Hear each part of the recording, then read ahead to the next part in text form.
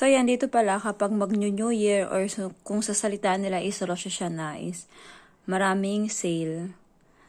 So, after niya ng Rosh Hashanah, back to regular price na ulit. Kaya ako bumili ako nitong Nivea. So, ito, alam ko hanggang katapusan lang yung sale nito eh. So, ang regular price niya is 23.90. Pero, ngayon naka-sale siya, dalawa is 24. So, parang nakalibre ka ng isang piraso. Diba? Ang galing.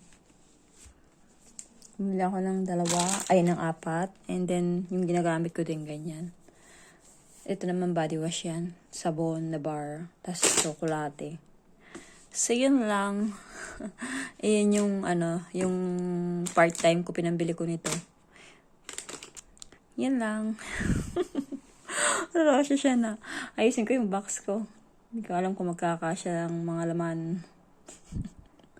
Wala pa ako, hindi pa ako sinesepag. Hindi pa mahawa ng sepag.